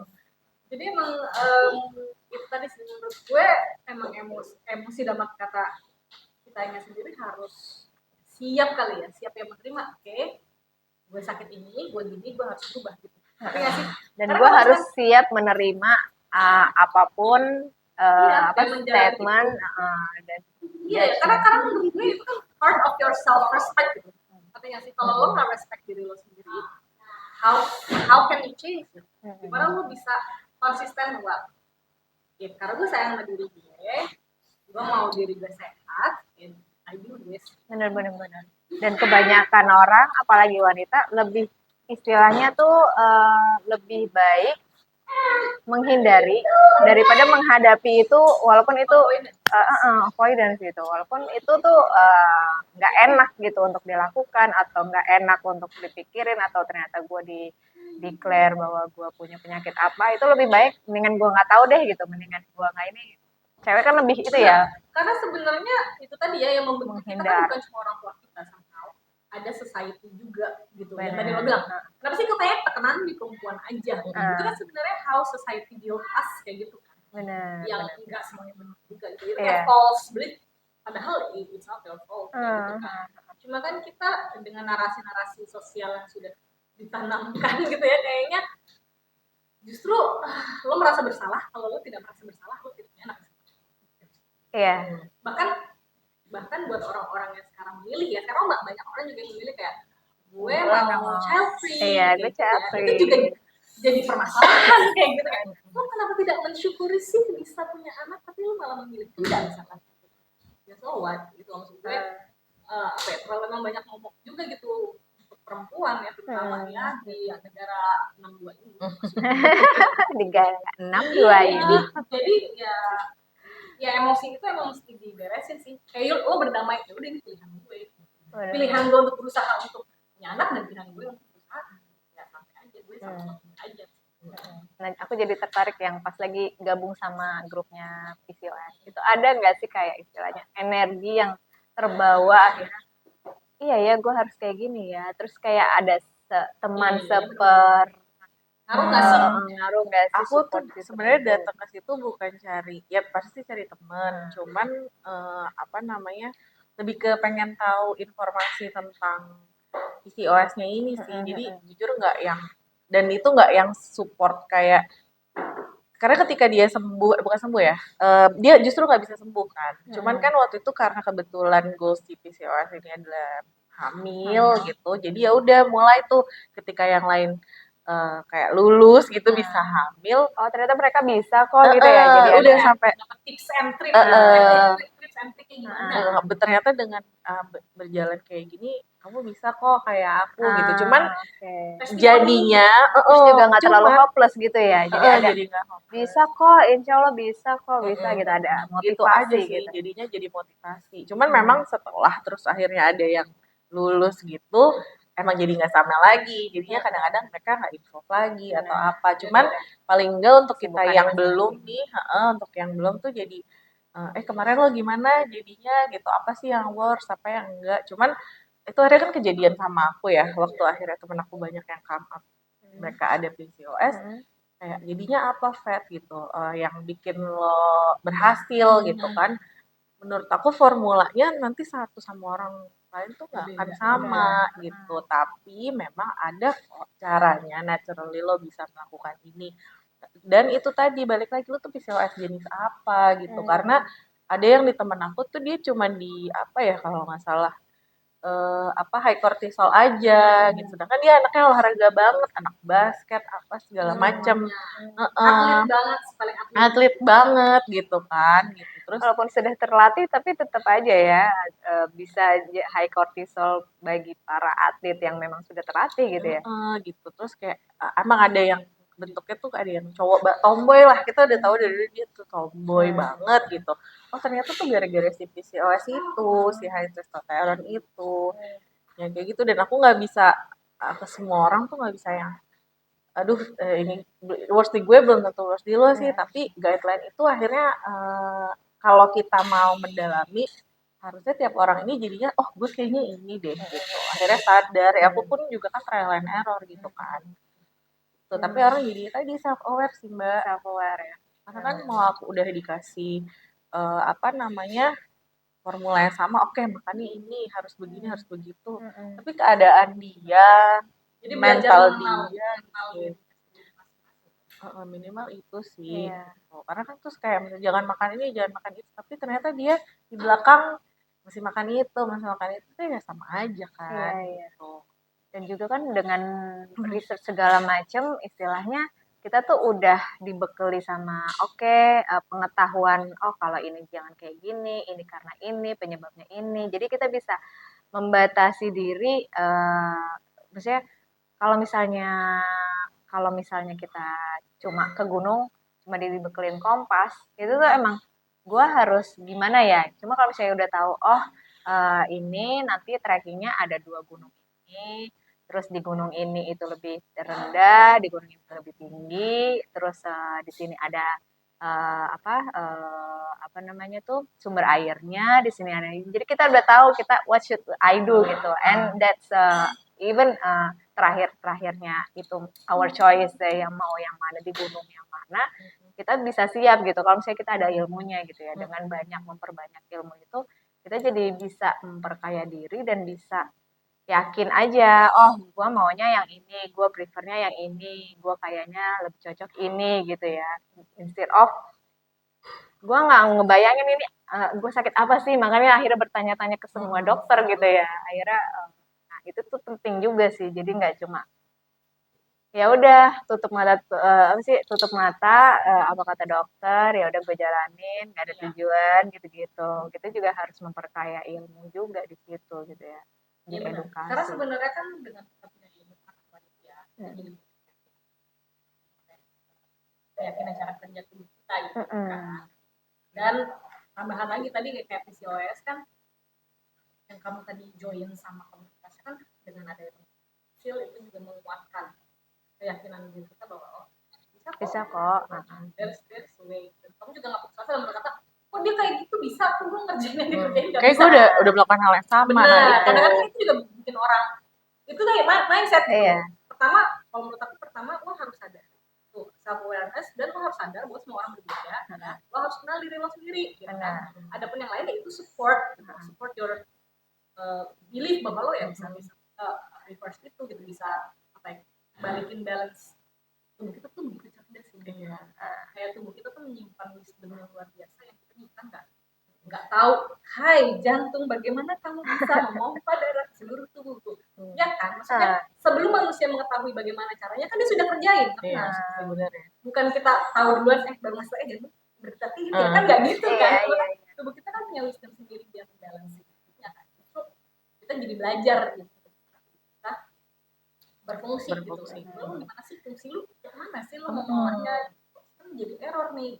Tapi emang itu nggak kelihatan sampai kita sadar itu tadi karena seingat aku tuh aku juga diawali dari susah tidur cepat gitu karena itu ternyata aku high cortisol cuman terus pas aku ingat-ingat lagi di 1 tahunan sebelum ternyata aku hamil aku sama suami tuh jam 8 jam 9 udah tidur kalau lagi ngaji ya gitu atau bahkan kelewatan karena kita ngantuk banget dan itu berarti kualitas hidup dan kita benar-benar bangun subuh berangkat gitu tapi rutin gitu dengan makanan yang terus tadi terus kita apa namanya jaga gitu kan ya walaupun masih tetap jajan itu pun jajannya tuh suami aku lagi gitu kan jajan tuh cuma boleh ayam bakar which is dada doang nasi setengah istilahnya gitu kan tetap makan nasi itu apa yang ada di mindset dia mungkin harus dikompres juga ya terus udah gitu emang dia healthy banget anaknya terus udah gitu cuma bisa pokoknya jajan tuh cuma bisa itu doang sama sate ya. emang ya itu makanya kan kebawa ke anak kan hidupnya monoton banget karena dia pun masih ukurannya masih muda di umur yang waktu itu teman-temannya udah gila lo nggak berubah gitu lo kurus aja gak dikasih makan ya sama istri lo kayak nggak tahu aja dia makannya 5 kali sehari gitu kan nah ternyata itu sih akhirnya aku juga baru ingat karena akhirnya ada loh perubahan dalam hidup aku yang dulu nggak bisa tidur cepat dulu tuh pas yang lagi sehat ya maksudnya mungkin itu prime kita cuma nggak sadar ya aku jam 8 jam 9 tuh udah ngantuk banget Dan ya udah body ininya tuh clocknya ya udah jam segitu tuh tidur, jam jam 5 udah bangun dan itu menjalani hari lebih mudah. Istilahnya menerima apapun yang negatif-negatif juga lebih santai gitu kali ya waktu Karena lo itu. juga nggak tekor kan Indonesia nggak bocor gitu maksudnya. Iya. Maksudnya bocor dapat kata Tadi dengan kita push. memproses makanan yang tidak tubuh kita kenali kan dia pasti usahanya lebih Lebih keras, keras, gitu kan. Otomatis kita bocor di situ. Harusnya mungkin jatahnya bisa kita untuk mengolah ngurus anak, Untuk memperbaiki sel-sel yang sebenarnya kita tanpa sadari nih sel-sel tubuh kita kan lagi rusak kan, makanya kita menua itu kan. jadi dia udah gue suruh membuat awet muda, terus sekarang disuruh ngolah Ngapain? Makanan kamu gitu. Gulanya banyak banget. kamu berharap aku sadar gitu. Ya kan gimana kamu meledak ibu gitu ya nggak sih. Iya. Belum lagi ya itu tuntutan dari masyarakat ada yang nyinyir gitu kan. Sosial media. Kurang berat hidup gue tiba-tiba ambruk aja gitu kan nggak sih. Iya. Susah sekali jadi perempuan ini berat sekali. Sudah bikin usaha lagi nih sekarang. Kalau itu nyari keributan sendiri. Nyari kan. keributan Itu lari dari masalah kita sebenarnya. Masalah di tempat lain. Nah itu juga tuh cewek-cewek juga jangan cari-cari masalah ya, yang tidak perlu dipermasalahkan jangan dipermasalahkan gitu. Karena sebenarnya mungkin kita tuh nyari masalah karena kita nggak mau menyelesaikan masalah utamanya. Masalah utamanya. Iya. Gue create bigger problem supaya yang ini lebih kecil gitu. Sepertinya dia, begitu kan cara kerjanya supaya yang kemarin beritanya di white out, cari berita yang viral ya. Kamu harus curiga tuh. Coba ada apa itu? Menarik sekali. Perjalanannya very fruitful ya. Fruitful. Hasilnya memang. Karena even nggak banyak wanita yang bisa sedetail itu, sepersisten itu, sekontinus itu untuk mengevaluasi kenapa ya apa. Dan sebijak itu ya, misalnya kayak gue nggak bisa dapet jawaban dokter ini kok cuma bilang kamu kalau udah kurus ke sini gitu.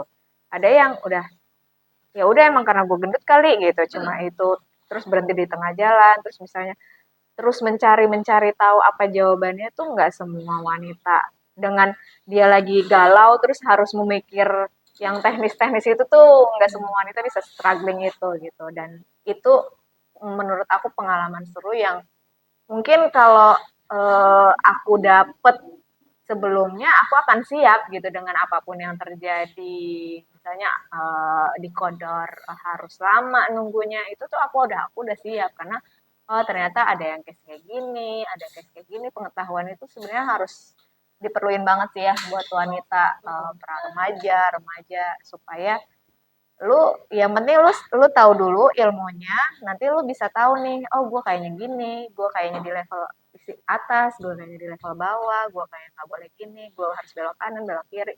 Itu kalau kita nggak punya ilmunya, kita kayak ngawang-ngawang aja, gue harus ngapain gitu ya.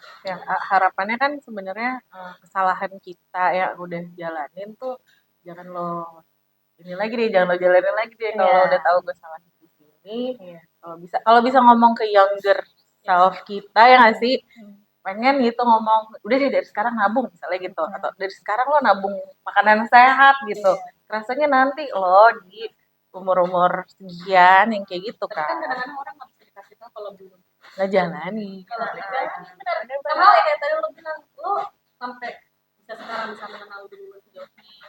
Apa yang lo bisa makan, nggak lo bisa makan, olahraga apa yang bisa lo lakukan dan enggak, itu kan karena ada kejadian-kejadian. Benar.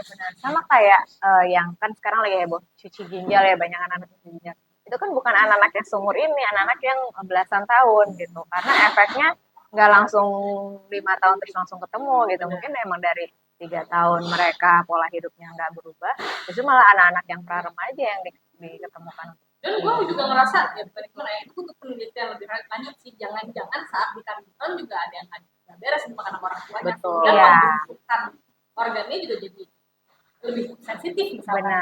Benar. Iya, soalnya kadang-kadang juga dokter juga bilang, misalnya anaknya ada apa gitu ya, indikasi berapa tahun, anaknya 5 tahun atau 3 tahun, pasti ada beberapa dokter yang bukan pasti sih, ada beberapa dokter yang komen ibu makan apa waktu hamil gitu. Jadi emang ada faktor kemungkinan apa yang dikonsumsi ibu itu berpengaruh terhadap Dan bukan si cuma dikonsumsi tadi lagi, bukan cuma dikonsumsi dari pencernaan ya, dari itu, tapi sebenarnya konsumsi dari pikiran itu mempengaruhi janin. Dan itu bukan cuma pembukaan. Jadi dari pembentukan sperma itu bapak itu juga mempengaruhi gitu. Iya, Jadi sebenarnya kan itu pembentukan gen sperma kan, itu juga bukan dari ibu bapak. Kondisi sosial itu juga mempengaruhi sosial ekonomi. Jadi makanya kenapa walaupun orang tuanya sama, anak-anaknya mungkin bisa punya resilience atau punya sifat yang berbeda, atau bahkan mungkin organnya juga sensitivitasnya berbeda-beda, karena itu tadi manusia itu tuh tiap hari tuh jadi kita yang baru, berevolusi. yes, dengan kondisi ekonomi. Mungkin dulu waktu anak pertama ekonominya masih bisa biasa aja, jadi anaknya kurang vitamin misalkan, atau mungkin pas anak terakhir mungkin udah agak lumayan level ekonominya, jadi vitaminnya kebanyakan misalkan, ya kan? Iya. Jadi lebih sering banyak jajan malah jadi nggak sehat anaknya, itu nggak tahu kayak gitu. Jadi memang banyak faktor-faktor yang kalau nggak kita sendiri, terutama ya tadi kayak orang tua, baik menurut aku sih baik yang ada punya masalah atau yang punya masalah, ya kita mungkin harus lebih self aware. Kalau memang kita mau anak, karena ya tetap harus dari kita sendiri sih, karena anak itu tuh nggak cuma tanggung jawab tiba-tiba, yang penting gue punya anak terus nggak jadi ditanya-tanya sama orang-orang kan gitu kan. Tanggung jawab itu begitu Life besar, iya betul, dan itu nggak cuma pas lagi lo habis lahiran jadi tanggung jawab lo, dan dari PR Anda tidak berhenti di situ saja, ternyata ya kita banyak bagaimana pertumbuhan anak, tapi kan dengan kepekaan lo jadinya ngurusin anak juga jadi lebih peka kan gitu. Ini anak kamu juga jadi punya concern yang lebih mungkin. Kalau kamu tidak punya sejarah itu, punya anak juga ya udah, punya anak juga satu beban gitu kan ya. Punya anak 3, emang mereka kenapa ya beban? Emang begitu kali punya anak sih ya, gitu kan ya. Ya kan, jadi pembuahannya beda-beda. benar. Kita harus menjadi seperti ini untuk tantangan yang kita harus jalani masing-masing. Benar. Tapi ya self awareness again. Menurut aku ya siang. Iya. Jadi kalau bisa disummary bagian dari PCOS ini yang pertama itu harus self awareness ya. Self awareness, terus juga support system itu penting, dan juga kita harus komit sama diri kita, bagaimana apa nih goal yang pengen kita capai gitu. Kita harus komit, oke, gue harus mengubah pola hidup kita harus mengubah pola hidup kita harus berubah mindset, even misalnya kita merubah aktivitas apa yang kayak misalnya tadi olahraga berat menjadi ya udahlah nggak usah ngoyo gitu, itu juga penting juga gitu ya. Nah, dan sesuatu yang mungkin sebenarnya masih banyak juga yang masih berjuang sampai sekarang, walaupun sudah melakukan semua fase yang dilakukan Mbak Feti, tapi ternyata belum berhasil, ya itu jalan Allah, qadar Allah, mungkin planning Allah punya rencana lain gitu. Tapi tetap aja usaha itu tetap harus dilakukan kan. Jadi ada udah tercover semua kayaknya. Iya. Summarize. Nah, jadi kalau misalnya bagi kalian-kalian di luar sana para wanita, sebenarnya tetap harus curiosity pertamanya. Tadi curiosity, terus cari tahu segala macam apa yang kamu menganggap kamu perlu tahu. Ini gue harus tahu gue kenapa. Oh, gendutnya tuh kenapa? Apa gara-gara apa? Hormonnya kah? Cara hidup gue, makanan gue gitu kan. Terus kedua, self awareness. Diri gue tuh mampunya kayak gimana gitu kan. Terus diri gue selama ini pola hidup gue kayak gimana, harus sadar diri juga gitu. Dan ya support system, mau berubah, support system gitu. Semoga bermanfaat, dan juga semoga semua wanita di luar sana bisa mendapatkan journey yang sama dengan yang didapatkan oleh Mbak Feti. Makasih banyak ya, Kat. Akhirnya ini dengan apa? Walaupun lagi usaha lagi sih nih, lagi memulai. Tapi ternyata lahirlah Kakak Kinza. Walaupun tidak berhenti dari cuma apa sampai di situ ya. Akhirnya ya terus usaha lagi. Ya masa ini kan masih mau usaha punya adik dan Iya, lain-lain. tuh punya Dan adik. ternyata di umur yang berbeda juga nanti Challenge-nya challenge-nya beda lagi gitu. Benar-benar. Kita jalanin aja ya. Jalanin aja dengan joyful healthy. Oke, makasih ya Fet ya sharing sessionnya, sehat-sehat selalu.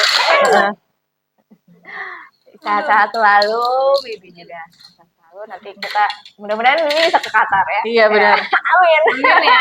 Iya, layover lah. Amin aku gangguin kalian. Sediain aku karpet merah aja. Pasti karpet merah, mau merah putih apa? Merah putih ya. Merdekaan. Merdekaan. Oke, terima kasih yang baru menonton. Sampai ketemu lagi di podcast Korno selanjutnya. Assalamualaikum warahmatullahi wabarakatuh. Bye.